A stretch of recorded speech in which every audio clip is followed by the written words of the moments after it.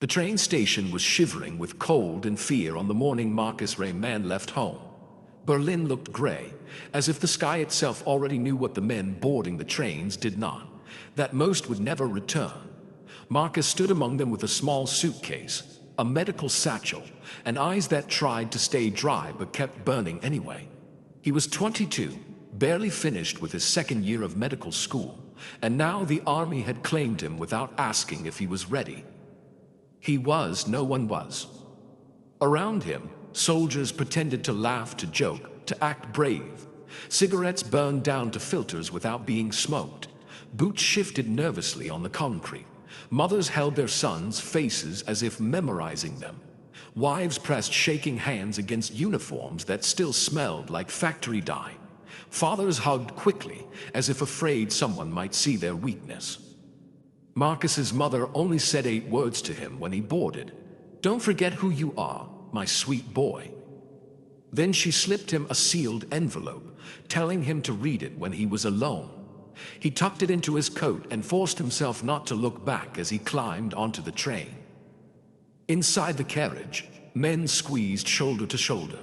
Markus found an empty seat beside a boy, and he really was a boy, with blonde hair curled at the edges and blue eyes that tried too hard to appear fearless. He introduced himself immediately, smiling in a way that didn't match the terror in his trembling hands. "Friedrich Adler," he said, 18, mechanic. He lifted his helmet and pointed at a small red sparrow painted on the back. "For luck, my sister painted it. She says sparrows survive anything."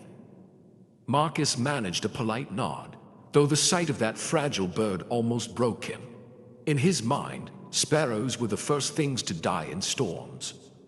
The train jerked forward. A wave of silence spread through the carriage. Berlin drifted away behind them, shrinking into a blur of rooftops and smokestacks. As the wheels clattered on the rails, the reality of their destination crept into the spaces between breaths. Poland, war, uncertainty. Hours passed. The countryside changed. Trees became denser, villages fewer. Soldiers who had been talkative now stared at the floor, knuckles white around their rifles. As night crept in, Markus finally opened his mother's letter. Her handwriting wavered across the page. "Markus, my son, you were born gentle. Even when you were a child, you cried when a bird fell from its nest, and I want you to keep that heart safe. The world is about to lose its mind. Don't let it take yours. Come home. Don't become someone I won't recognize." Markus closed the letter and pressed it against his chest. He didn't know how to protect anything in a world where everything was falling apart. When they arrived at the border camp, the ground was already scarred with trenches and tire tracks. Officers barked orders. Trucks rumbled. Floodlights cut through the darkness like blades. Markus could feel the heaviness of the air, a pressure that whispered something terrible was coming. Captain Ernst Vogel walked down the line, stopping in front of Markus with a hard stare. The man had the kind of face that looked carved, stern even when he wasn't speaking. "You're the medic, yes?" Vogel asked. "Yes, sir." "Then listen carefully. You keep your head down until called. A dead medic is useless. Understand?" "I understand." Vogel nodded but didn't walk away. His gaze softened for a second, not with kindness, but with the exhaustion of someone who had seen more than he could carry. The night grew colder, clouds hung low, even the crickets were silent. Then the world exploded. A blast lit the sky in violent orange. The shockwave hit first, a punch of wind that threw Markus backward onto the muddy ground. A second explosion followed closer. Soldiers scrambled, shouting. Flames rose in the distance, painting shadows across terrified faces. "Medic here," someone screamed. Markus sprinted toward the voice without thinking, boots slipping in mud. He found a soldier lying on his back, blood spreading across his thigh. The man clawed at Markus's coat. It burns, oh God." Markus pressed fabric against the wound, trying to speak calmly, though his voice shook. "It's okay. I'm here. Stay with me. Stay awake." A third explosion erupted, showering dirt over them. Friedrich stumbled into view, eyes wide with panic. He dropped beside Markus, gripping the wounded soldier's hand. "Is he dying?" Friedrich asked. Markus didn't answer. He couldn't. The truth pressed heavy on his tongue. The soldier's breathing faltered. His hands slackened. His eyes went empty. Friedrich choked on a sob. He was alive a second ago. Markus stared at the still face, feeling a numbness creep into his chest. He had never lost a patient before. He had never watched life vanish so quickly. Another shell whistled through the air. "Move," Markus shouted. They ran blindly, desperately, as the barrage continued. Flames, smoke, screams, splintered trees. The night felt like it was collapsing around them. Captain Vogel emerged from the chaos, grabbing Friedrich by the arm. "Get to the tree line. Move." They reached the forest, breathless, shaking. The bombardment finally stopped, leaving behind a ringing silence and the distant crackle of burning fields. Friedrich sank against a tree, helmet clutched against his chest. The red sparrow was smeared with mud and ash. "Is the whole war like this?" he whispered, his voice cracking. "Is this what we're going to see every day?" Markus didn't know. But in that moment, under the burning sky, with the scent of blood still clinging to his hands, he felt something inside him break, something he feared he might never get back. And deep in the darkness, the war whispered its first lesson. This was only the beginning. The fires burned until morning. The smoke drifted above the tree line like a dark veil, warning anyone who dared approach that the night had been cruel. Markus barely slept. His hands wouldn't stop shaking, and every time he closed his eyes, he saw the face of the soldier who died in his arms, a stranger whose name he never learned. When dawn finally crept in, gray and cold, Captain Vogel gathered the surviving men. His voice was hoarse, his uniform stained with ash. "We're moving out. The village ahead is small, probably cleared, but stay alert." The men obeyed without speaking. No one had the strength for questions. They moved like ghosts, stepping over burnt patches of earth, passing near the twisted metal of what used to be carts and fences. Markus stayed close to Friedrich, who looked like he hadn't slept at all. Dark rings circled his eyes, and he kept touching the painted sparrow on his helmet, as if checking it was still there. As they approached the village, the signs of battle grew sharper. Abandoned wagons, doors hanging open, chimneys still smoking from extinguished fires. But what struck Markus most was the silence. Not the calm kind, the kind that follows screaming. A dog barked from somewhere behind a collapsed barn, then whimpered. The men tightened their grips on their rifles. Captain Vogel raised a fist, signaling everyone to halt. Then faintly Markus heard something. A muffled sound, not a weapon, not boots. Crying. Vogel motioned for two soldiers to check the house ahead. The door creaked open. Inside, soot coated the walls and shards of wood covered the floor. Markus could hear the crying more clearly now, small, fragile, terrified. "Rem-man," Vogel said quietly, "go." Markus stepped inside, heart pounding. He followed the sound to a corner behind a broken table. His breath caught. A little girl, maybe 6 years old, huddled beneath the table, clutching a ragged doll to her chest. Her face streaked with soot, her eyes swollen from tears. She flinched when Markus knelt, pressing herself against the wall. "It's okay," Markus whispered, raising both hands. "I won't hurt you." The girl didn't understand German, but she understood tone. Her trembling eased just a little. Friedrich came to stand beside Markus, eyes wide with worry. "She's just a kid." Markus slowly extended his hand. It took a long moment, but finally, cautiously, the girl placed her tiny fingers in his palm. He lifted her gently into his arms. Captain Vogel entered, saw the child inside heavily. Her parents. "The house is empty," Markus said softly. "If they were here last night." Vogel didn't finish the sentence. He didn't need to. The girl held onto Markus's uniform tightly, burying her face against him. Her small body shook with silent sobs. Markus felt something inside him twist painfully, a reminder of his mother's words, of the promise he was already failing to keep. They took the girl with them, though Vogel hesitated. The army didn't want complications, but even he couldn't bring himself to abandon a child in the ruins of her home. They named her Lidia, based on the sound she made when Friedrich asked her name. She didn't speak much, didn't smile, barely ate. She simply clung to Markus like he was the last solid thing in a world that was crumbling around her. As the hours passed, the soldiers began treating her like a fragile treasure. One offered her his gloves when she shivered. Another gave her a ribbon from his pack. Friedrich carried her doll when her hands grew too cold. Even Vogel softened a little. When night fell again, they camped near a river. The sky was clear, the stars sharp and cold. Markus wrapped Lidia in his jacket and sat with her near the fire. She eventually rested her head against his shoulder and fell asleep. Friedrich sat across from them, staring into the flames. "I thought war was supposed to be about fighting," he murmured. "About orders, about winning." He looked up, eyes clouded. "But this feels like something else, something much worse." Markus didn't respond. He didn't need to. The fire crackled between them, warm but unable to chase the cold from their bones. A distant rumble echoed across the river, a low, rolling boom that made the ground tremble. Artillery, far away but coming closer. The men stiffened.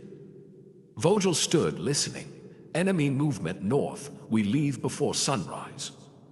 Markus held Lidia a little tighter. The night stretched long, restless. Shadows moved beyond the trees. The rumble grew louder. Somewhere in the dark, a wolf howled. Markus knew then that the war was not going to spare anyone. Not children, not boys like Friedrich, not men like Vogel, and certainly not him. This war would take everything slowly, painfully, piece by piece.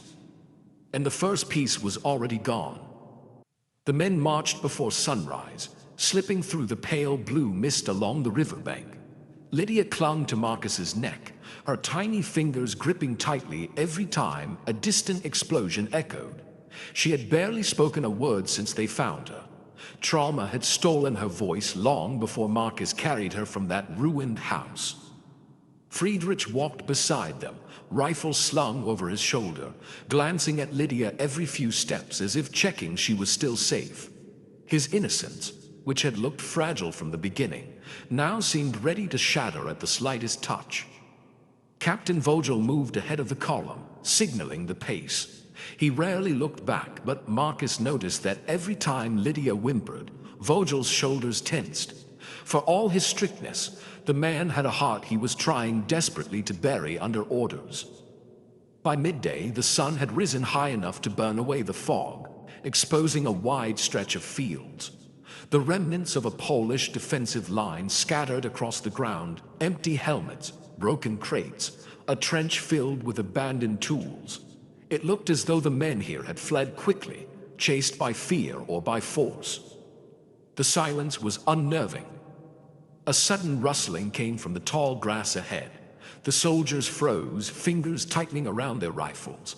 Vogel gave a signal. Two men stepped forward, slow and cautious. Markus held Lidia close, instinctively stepping back, shielding her with his body. Then the grass parted. Not soldiers, not fighters. Civilians. A small group, 3 elderly men, a woman holding a baby, and a teenage boy limping badly. Their faces were hollow, skin stretched tight across bones. Hunger, exhaustion, fear. When they saw the German soldiers, they stopped instantly.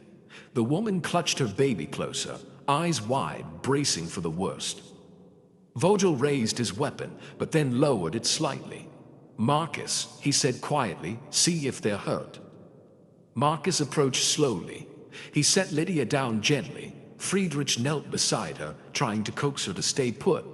Markus walked toward the civilians with his open hands visible, showing no threat. The teenage boy's leg was dripping blood. A jagged piece of metal was lodged near his calf.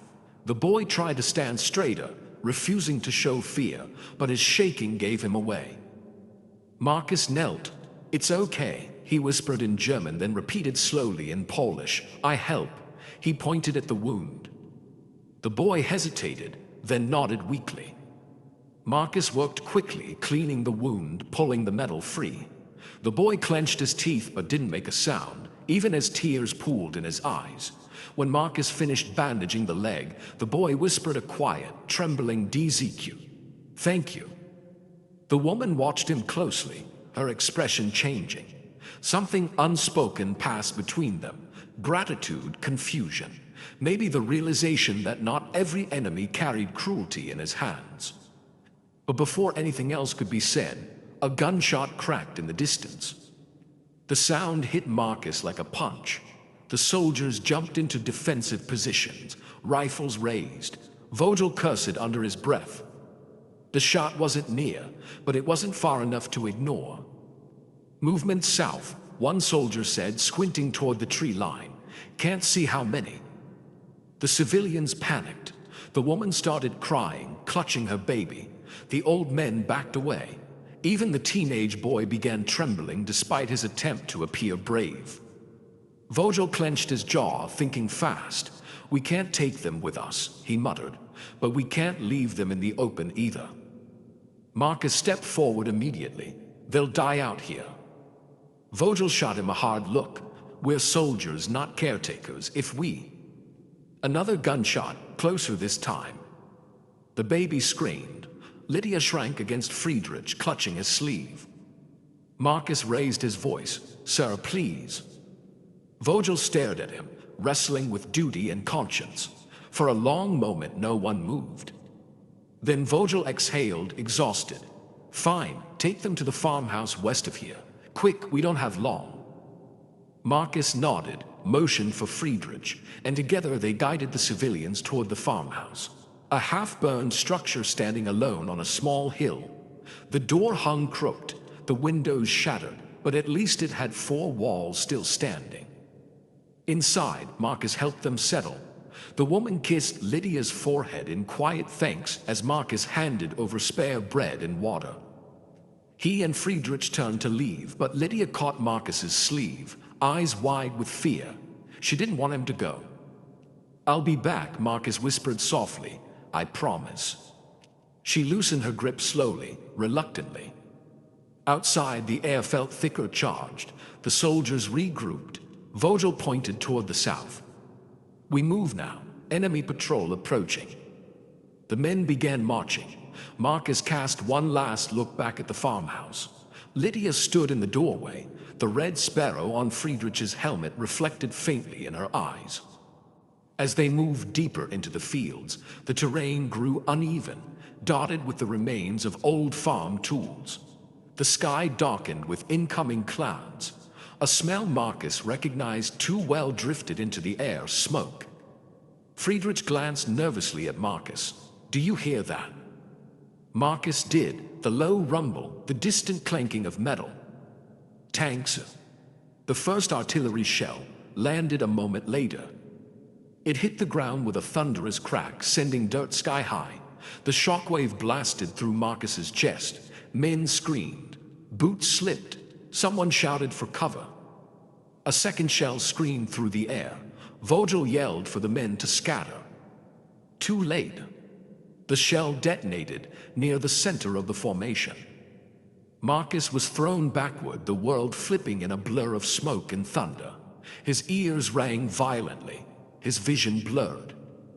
When the dust settled enough for him to crawl, he saw bodies on the ground, some moving, some horribly still. And then he saw Friedrich. The boy was on his back, helmet rolling away, the sparrow facing the sky as if trying to fly. Friedrich's chest heaved in shallow, panicked breaths. Blood pooled beneath him. Friedrich, Markus slid to his side. His heart dropped. Shrapnel had torn into Friedrich's abdomen. The boy grabbed Markus's arm, fingers trembling. His eyes, once full of timid hope, now filled with terror. "Markus, am I going to die?" Markus shook his head, even as tears blurred his vision. No, stay with me, stay awake, I'm here." He pressed bandages down hard, trying to stop blood that refused to stop. Friedrich's voice was weak. "I don't want to die out here." Markus leaned closer, voice shaking. "You won't, I promise, I won't let you." But promises meant nothing on a battlefield.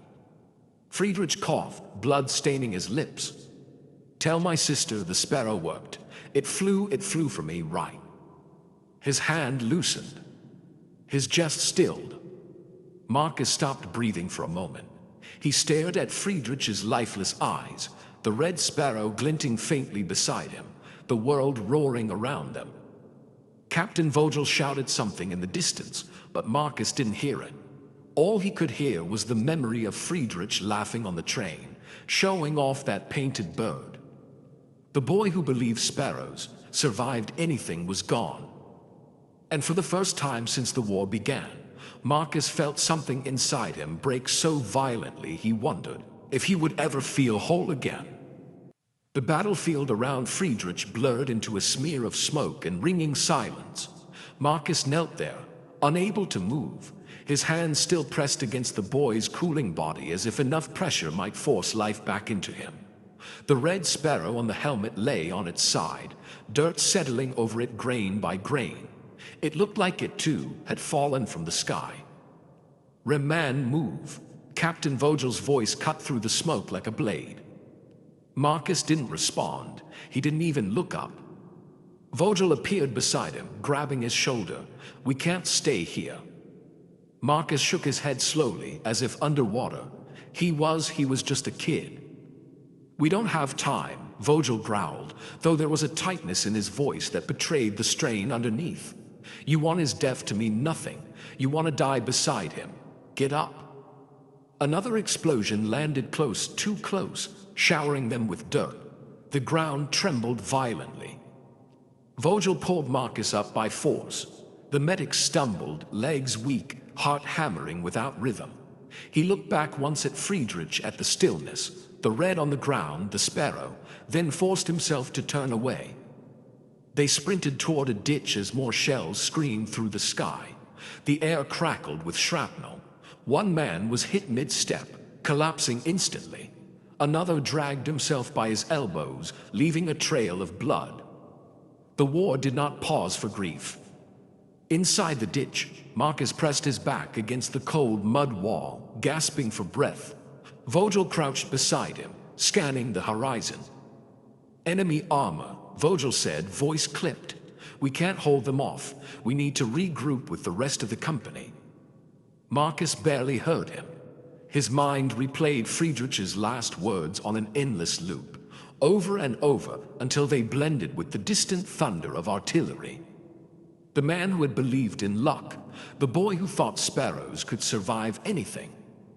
"Reman," Vogel said, softer this time. "You did what you could. You need to keep moving." Markus wiped his eyes quickly, trying to regain focus. "There were civilians, the farmhouse, Lidia. We left them there." Vogel hesitated. The wind carried the metallic scent of smoke and blood. "We'll check the area once the bombardment stops." That wasn't good enough. Markus stood shakily. "She's alone. She could be terrified." "She is safer there than out here. You run to that farmhouse now. You'll get torn apart before you reach it." Markus wanted to argue, to scream, to run anyway. But another shell slammed into the nearby field with such force that the earth pitched beneath their feet. They had no choice but to push deeper into the ditch, following the riverbed north. The march was brutal. Mud sucked at their boots. The noise was relentless. The smoke stung their eyes. Several soldiers limped. One had to be carried. Markus patched wounds as they moved, tying makeshift bandages, pressing cloth against bleeding shoulders and legs. He worked mechanically, as if duty could drown grief. Hours later, when the shelling finally eased, they reached a ruined stone bridge. A few soldiers from another platoon were taking cover there, their uniforms just as tattered, their faces just as hollow. One of them recognized Vogel. "Captain, we thought your unit was wiped out." "Not yet," Vogel said. "Report." "Polish forces retreated west, but they hit us hard. We're scattered. commands trying to form a defensive perimeter near the woods. Vogel nodded grimly. We'll link up. Markus barely listened. His eyes drifted back toward the distant fields where the farmhouse lay hidden beyond the hills. The thought of Lidia alone, frightened, it twisted inside him like a knife. He needed to go to her. But just as he stepped away, Vogel grabbed his arm. Where do you think you're going? The farmhouse. I promised her I'd come back. You can't go alone. I'm not leaving her. Vogel stared at him, not with anger, but with something almost like pity. You can't save everyone, Rayman. I have to try. Before Vogel could respond, a soldier on the far end of the bridge yelled, "Movement! Someone's coming!" Guns were raised, men tensed. Through the haze, a small figure appeared, running, stumbling toward them. Markus's heart froze. It was Lidia. Her hair tangled, her cheeks streaked with soot, her doll clutched tight in her arms. She was crying, not loudly. Her voice had been stolen long ago, but her face was twisted in fear, and tears streamed down her cheeks as she pushed her tiny legs to carry her faster. Markus didn't think. He sprinted toward her, ignoring Vogel's shout to wait. When she saw him, she collapsed into his arms, shaking violently. "It's okay," Markus whispered, lifting her. I'm here." But when he looked up, he saw someone else behind her. A woman from the farmhouse, the one with the baby, limping, pale, clutching her infant tightly. Behind her, the teenage boy supported one of the old men. They were alive, but terrified. Markus felt a pulse of relief until he saw the smoke rising behind them. The farmhouse was burning. Vogel approached, eyes widening. What happened? The woman pointed with trembling hands toward the flames, trying to speak, but choking on sobs. From the cracked ground, from the rolling smoke, the distant rumble of engines answered for her. Tanks moving toward them. The soldiers stiffened. Vogel swore under his breath. "We move," he barked. "Now, everyone, we protect the civilians and retreat north." The men scrambled into formation, guiding the civilians, preparing to run. But as they turned to leave, Markus saw something across the field, something that made his stomach clench. A dark shape on the ground. A helmet. A red sparrow faintly painted on its back. Friedrich, half buried in mud. The boy was gone, but the war wasn't finished taking from them yet. Not even close. Markus felt the mud suck at his boots as he moved across the ruined field, the gunfire slowly fading into distant echoes behind him. The air smelled of smoke and wet soil. Every step forward felt heavier than the last, as if the earth itself resisted the weight of all he had seen. He kept replaying the moment Friedrich fell, the look in the boy's eyes, the way his fingers twitched as if searching for something to hold on to. There was nothing. Markus had been too far, too late, too powerless. The unit marched on, hollow and silent. No one joked. No one spoke Friedrich's name. In war, grief was a private burden. Speaking it aloud made it real, and no one wanted real. Real was unbearable. They reached the outskirts of a bombed-out village by dawn. Roofs caved in, doors hanging by a single hinge, smoke rising from chimneys long abandoned. The captain ordered them to rest there for the night. Markus found shelter inside a half-destroyed house where the wallpaper was peeling, and a piano lay smashed in the corner, keys scattered across the floor like broken teeth. He sat near the shattered window, staring outside, trying to steady his breath. The silence of the ruined home felt wrong, too peaceful, too fragile. That's when he heard movement behind the fallen bookshelf. He froze. A soft cough. Markus slowly lifted his hands. "If someone is there," he said gently, "I'm not here to hurt you." A small head appeared, a girl, maybe 12, with tangled brown hair and fear wide in her eyes. She held a kitchen knife, her hand shaking uncontrollably. Markus lowered himself to the floor. "I'm a medic," he said, "not a soldier. I can't help." She didn't respond, she only stared at him. After a long silence, she whispered in Polish, "My brother is hurt." Markus nodded slowly. "Let me see him." She hesitated, then motioned him closer. Behind the shelf, curled under a blanket, lay a young boy, barely 8, pale, sweating, his leg wrapped in a blood-soaked sheet. He must have been hit by debris during the bombing. Markus set down his satchel. "Can I fix it?" he asked softly. The girl swallowed and nodded once. For the next hour, he worked in absolute quiet. He cleaned the wound, removed splinters, stitched the torn skin. The boy whimpered, tears sliding down his temples, but he held on to his sister's hand the whole time, refusing to scream. When Markus finished and wrapped the leg with clean bandages, the boy finally relaxed, exhaustion overtaking pain. The girl looked at Markus with disbelief. "Why?" she asked in broken German. "You are enemy." Markus didn't know how to answer. He simply said, "Because he's a child." She stared for a long time, then whispered, "Thank you." He nodded. "You need to leave this village. More soldiers will come." She understood. She woke her brother and with a trembling voice said something soft and reassuring. The boy reached up and touched Markus's sleeve, a shy, grateful gesture, before limping out with her into the trees. Markus watched them disappear, wishing desperately he could follow. But he walked back to camp, 1,000 thoughts clawing at his conscience. Every life he saved brought him a strange ache, a reminder of those he couldn't. That evening, Captain Vogel found him sitting alone. The captain lit a cigarette, exhaling slowly. "You look like a man who's aged 5 years today," Vogel murmured. Markus didn't reply. "You saved those children," Vogel added. "One day that will matter to you." Markus stared into the fire. "Will it?" "It will," Vogel said quietly, "because eventually this war will end, and when it does, you'll need something good to hold on to." The next weeks blurred into a haze of marches, gunfire, and endless wounded. Winter arrived brutally. Snow piled knee-deep. Some men died from cold before bullets ever touched them. Markus worked through sleepless nights, hands raw and trembling, stitching wounds until he could no longer feel his fingers. But everything changed the day their unit received orders to retreat along the Eastern Front. The Soviets were advancing, pushing them back. The air crackled with explosions as the ground shook from distant artillery. During one chaotic withdrawal, Markus heard a scream through the storm of snow and smoke. A soldier lay collapsed behind a burning truck, Private Jonas, one of the youngest in the unit.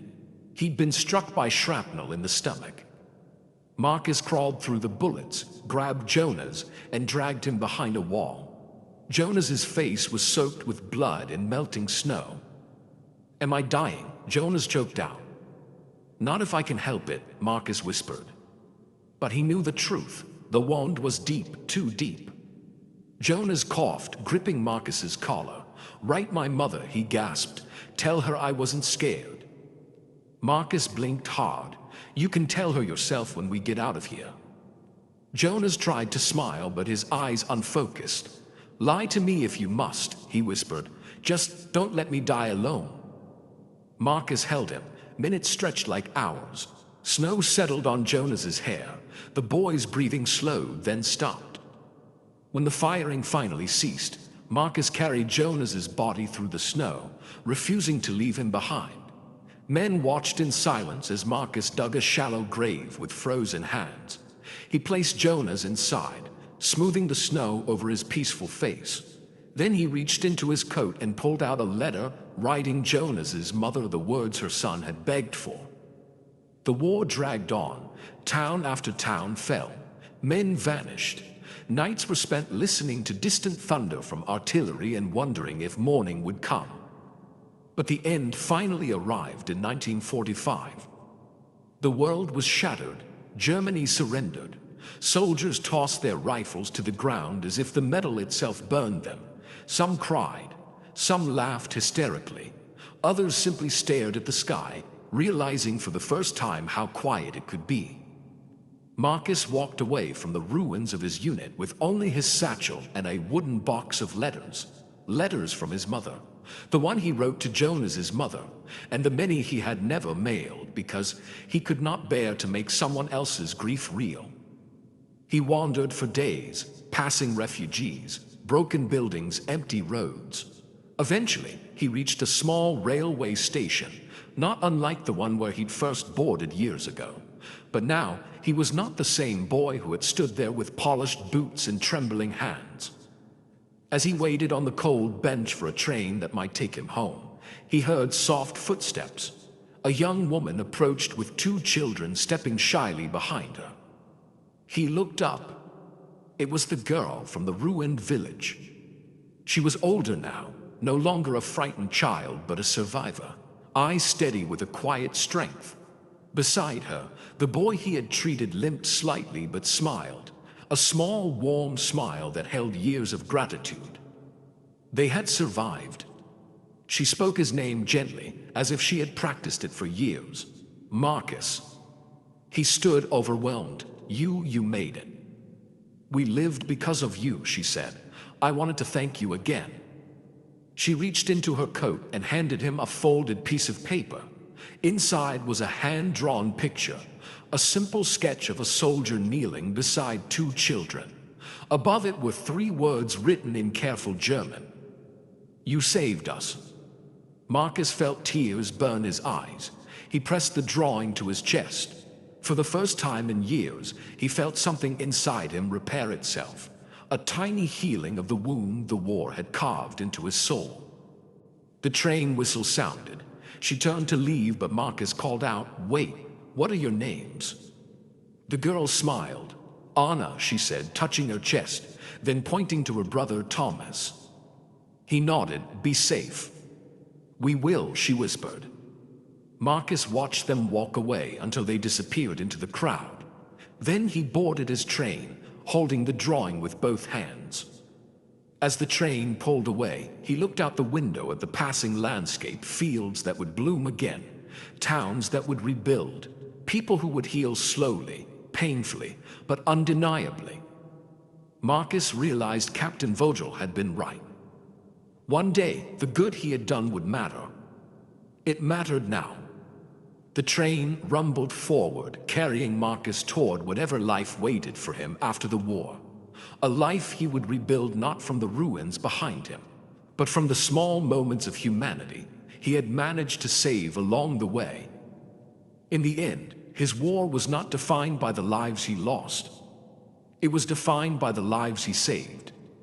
And that, he decided, was enough to let him finally breathe again.